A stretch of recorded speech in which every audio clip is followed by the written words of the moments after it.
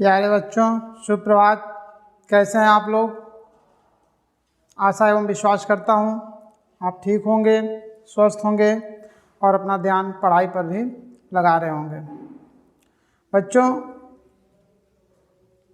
आज हम लोग सामाजिक विज्ञान के अंतर्गत कक्षा 9 और 9 में समकालीन भारत, जिसका पहला पाठ है भारत स्थिति एवं आकार के बारे में अध्ययन करेंगे। बच्चों, भारत विश्व की प्राचीनतम संस्कृतियों में से एक है। यहाँ सिंधु गंगा की घाटियों में प्राचीनतम संस्कृतियों का विकास हुआ। प्राचीन काल में भारत को सोने की चिड़िया के नाम से जाना जाता था। स्वाधीनता के बाद भी भारत ने तेजी से सामाजिक आर्थिक रूप से विभिन्न क्षेत्रों में, चाहे वह कृषि हो, उद्योग हो, तकनीकी हो, सभी क्षेत्रों में सर्वांगीण विकास किया है। बच्चों, इस पाठ को हम लोग कुछ महत्व बिंदुओं में रखकर अध्ययन करेंगे। ये जो बिंदु हैं, भारत का सामान्य परिचय, भारत की विश्व में स्थिति, अक्षांशीय देशांतरी विस्तार, आकार, भारत एवं विश्व, भारत के पड़ोसी देश और अंत में कुछ परीक्षा उपयोगी प्रश्नों के बारे में पढ़ेंगे। बच्चों, बात करते हैं कि भारत आप देखिए, विश्व का ये मानचित्र है। सामान्य रूप से आप देखिए, महाद्वीपों की बात किया जाए, सबसे पहले पृथ्वी और पृथ्वी के दो तत्व, जल और थल। जल, जिसका या जिसे अनेक नामों से जानते हैं, बहुत बड़े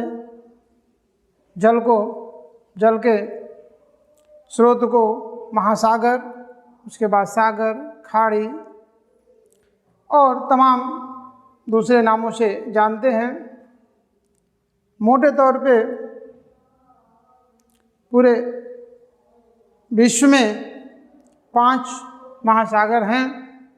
सबसे बड़ा प्रशांत महासागर, उसके बाद अटलांटिक महासागर, हिंद महासागर, आर्कटिक महासागर और अंटार्कटिक महासागर। आर्कटिक महासागर को उत्तरी ध्रुव महासागर और अंटार्कटिक महासागर को दक्षिणी ध्रुव महासागर के नाम से भी जानते हैं। इसके बात करें अगर महाद्वीपों की, तो कुल 7 महाद्वीप हैं। ये जो लाल कलर से दिख रहा है वो महाद्वीपों के नाम लिखे गए हैं। सबसे बड़ा महाद्वीप है एशिया, फिर अफ्रीका, उत्तरी अमेरिका, दक्षिणी अमेरिका, अंटार्कटिका, यूरोप और ऑस्ट्रेलिया। अंटार्कटिका बच्चों, ये निर्जन महाद्वीप है। यहाँ का तापमान बहुत कम है। यहाँ पे विश्व के अनेक देशों ने अपना रिसर्च सेंटर स्थापित किया है। तो भारत की अगर बात करें तो भारत एशिया महाद्वीप में स्थित है। भारत एशिया महाद्वीप में स्थित है। अगर हम पूरे विश्व को एक ग्लोब के रूप में दिखाएं, एक गोला मान लें और इसके उत्तरी भाग को नॉर्थ पोल और दक्षिणी भाग को साउथ पोल, उत्तरी ध्रुव और दक्षिणी ध्रुव दिखाएं, तो इसमें बीच में बीचों बीच दोनों ध्रुवों के बीचों बीच मिलाने वाली रेखा, इसको 0 डिग्री अक्षांश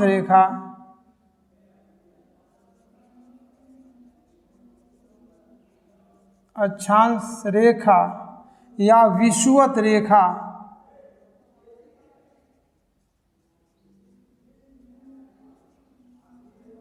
या भूमध्य रेखा, भूमि के बीच में है, पूरे पृथ्वी के बीच में है, बीचों बीच जाता है, तो इसे भूमध्य रेखा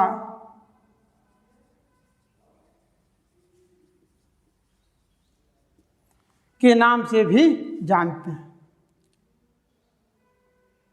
ये ध्रुव है और ध्रुवों के चारों तरफ खींची गई जो काल्पनिक रेखा है, इसको अगर ग्लोब पे खींचते हैं तो इस तरह यह दिखेगा।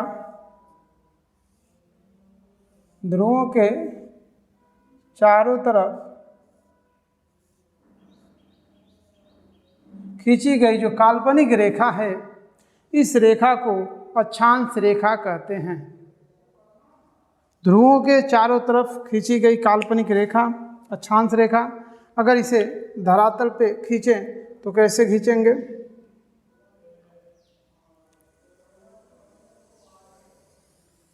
इस तरह यह जाएगी। यह विषुवत रेखा है।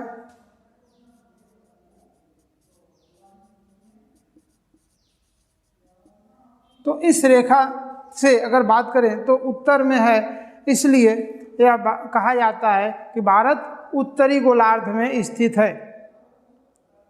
अब देशांतरों की जहाँ बात आती है, देशांतर रेखाओं की, तो दोनों ध्रुवों को मिलाने वाली जो रेखा है वह देशांतर रेखा कहलाती है।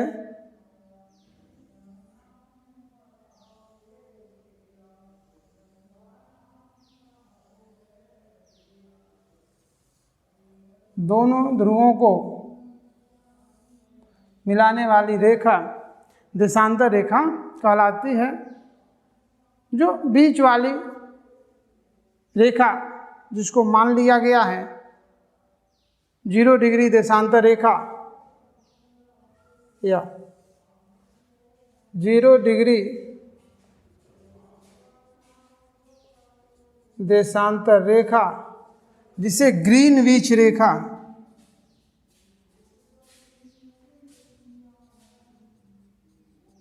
के नाम से या मानक रेखा के नाम से जानते हैं। 0 डिग्री देशांतर रेखा जो इंग्लैंड के ग्रीनविच नामक स्थान से होकर जाती है, जो यह तय करती है कि इसके पूरब में 180 डिग्री और पश्चिम में भी 180 डिग्री देशांतर, वेस्ट और ईस्ट। जो 360 अक्षांश, चूँकि पृथ्वी अपनी धुरी पे 360 डिग्री का कोण बनाती है, इसलिए देशांतरों की संख्या 360 और अक्षांशों की संख्या 180 है। 180 में 90 डिग्री, इसको नॉर्थ पोल को 90 डिग्री और इसको भी 90 डिग्री बोलते हैं। 90 डिग्री नॉर्थ और 90 डिग्री साउथ। ये नॉर्थ हो जाता है, ये नॉर्थ उत्तरी और ये दक्षिणी।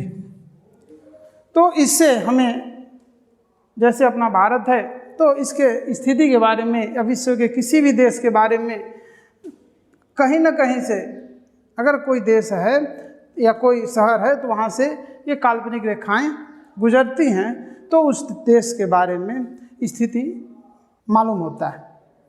तो भारत की जो स्थिति है वह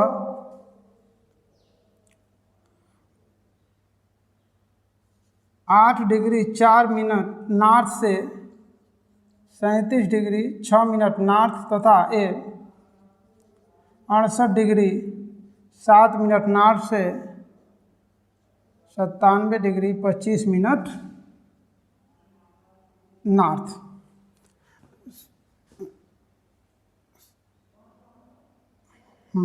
भारत की जो अक्षांशीय विस्तार है 8 डिग्री 4 मिनट नॉर्थ से 37 डिग्री 6 मिनट नॉर्थ तथा देशांतरीय विस्तार 68 डिग्री 7 मिनट ईस्ट माने पूर्वी से 97 डिग्री 25 मिनट पूर्वी देशांतर के बीच है।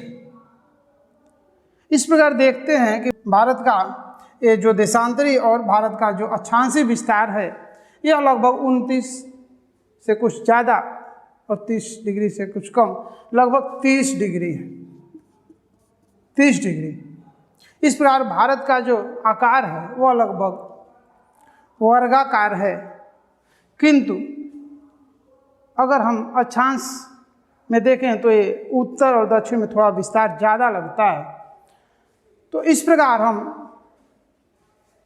देखेंगे भारत की स्थिति के बारे में। तो भारत उत्तरी गोलार्ध में, भारत उत्तरी गोलार्ध में और पूर्वी गोलार्ध में, इस एक गोले के ऊपर उत्तरी गोलार्ध और इस देशांतर 0 डिग्री देशांतर रेखा के पूरब में तो पूर्वी गोलार्ध में अवस्थित है। भारत के बीचों बीच कर्क रेखा गुजरती है। कर्क रेखा 23.5 डिग्री अक्षांश रेखा, जिसे कर्क रेखा कहते हैं, यह भारत के बीचों बीच गुजरती है। यह इससे जो राज्य लगते हैं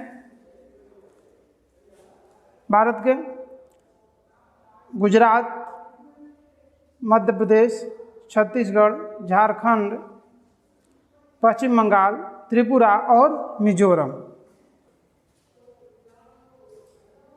इसके बाद हम बात करते हैं भारत के आकार के बारे में। भारत का आकार, भारत की अगर क्षेत्रफल की बात की जाए तो भारत का क्षेत्रफल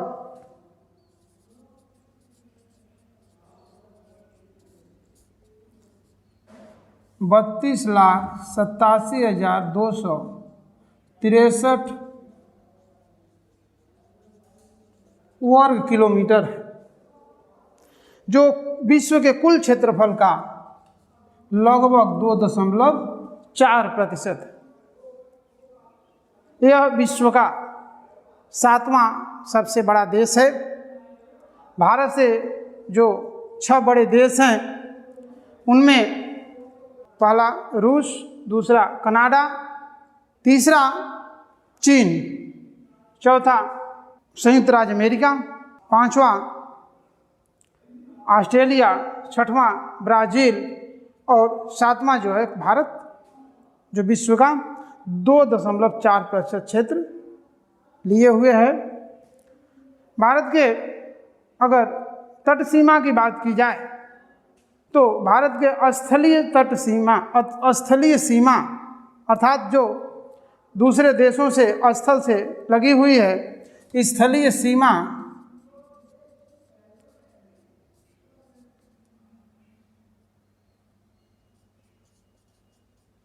स्थलीय सीमा 15,200 किलोमीटर है तथा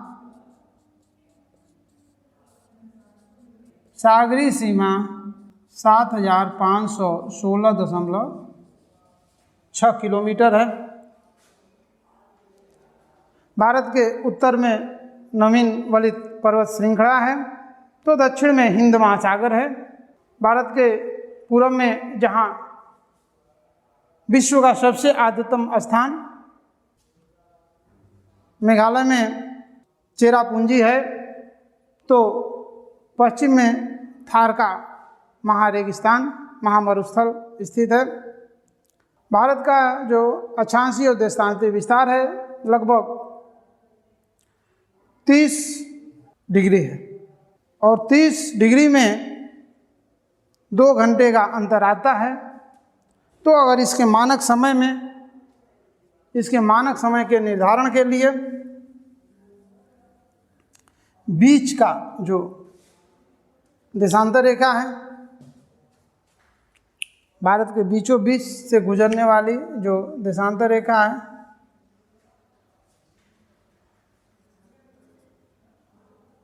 82.5 डिग्री देशांतर रेखा भारत का मानक समय देशांतर माना जाता है और इस रेखा के स्थानीय समय को ही पूरे देश के लिए मानक समय मान लिया गया। क्यों? क्योंकि पृथ्वी को 360 डिग्री घूमने में, चक्कर लगाने में 24 घंटा लगता है, तो पृथ्वी को 1 घंटे में 15 डिग्री का चक्कर लगाती है। तो इस आधार पे इन दोनों जगहों के स्थानीय समय में अंतर न आए, पूरे भारत में एक समय बना रहे, इसलिए 82.5 डिग्री पूर्वी देशांतर को भारत का मानक समय देशांतर रेखा माना गया।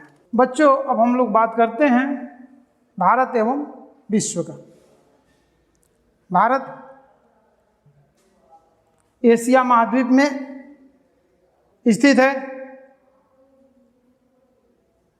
जो हिंद महासागर के शीर्ष पर है।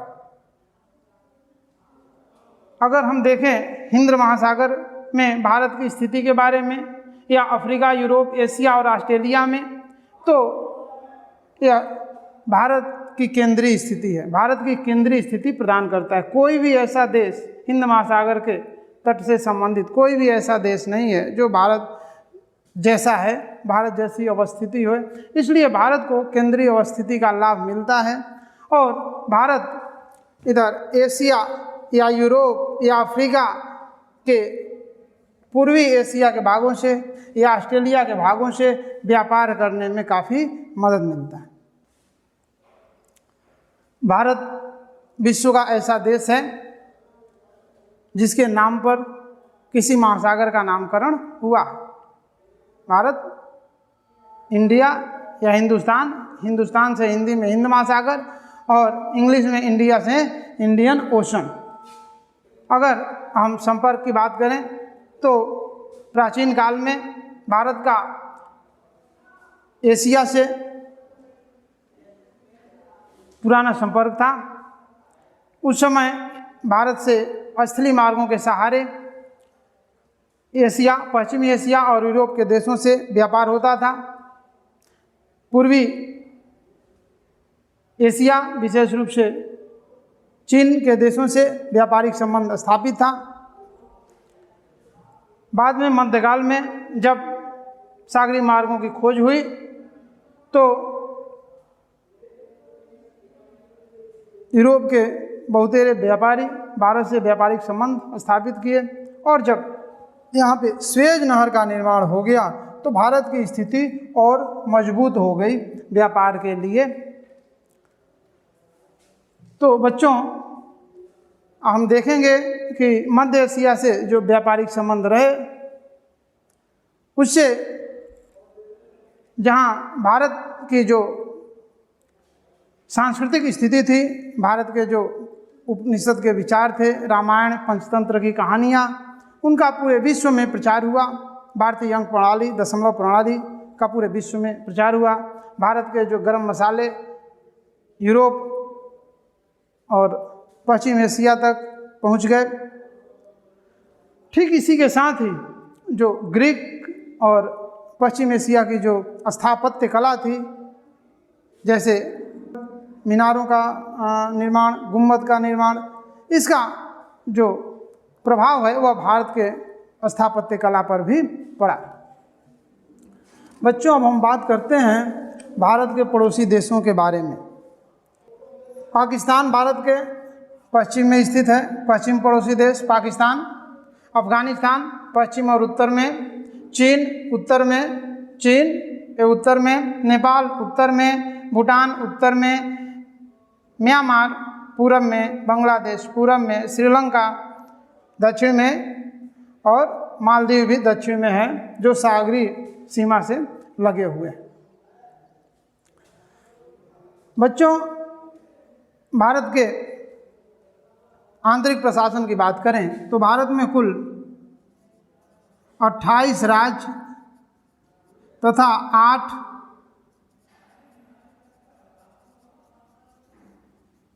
केंद्र शासित प्रदेश हैं।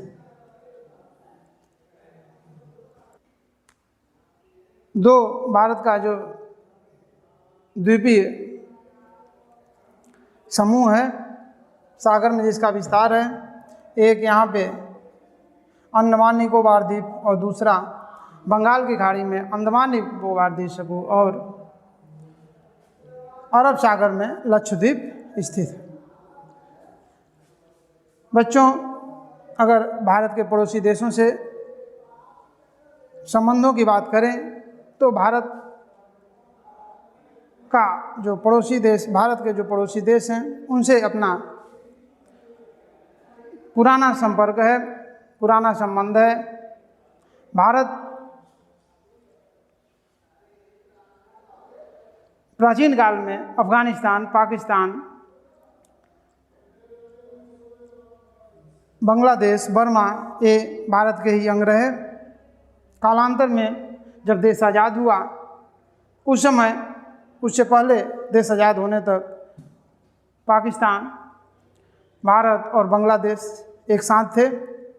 आज़ादी के बाद पूर्वी पाकिस्तान और पश्चिमी पाकिस्तान के नाम से 2 क्षेत्र पाकिस्तान को मिला और 1971 में पूर्वी पाकिस्तान बांग्लादेश के रूप में विश्व के सामने आया।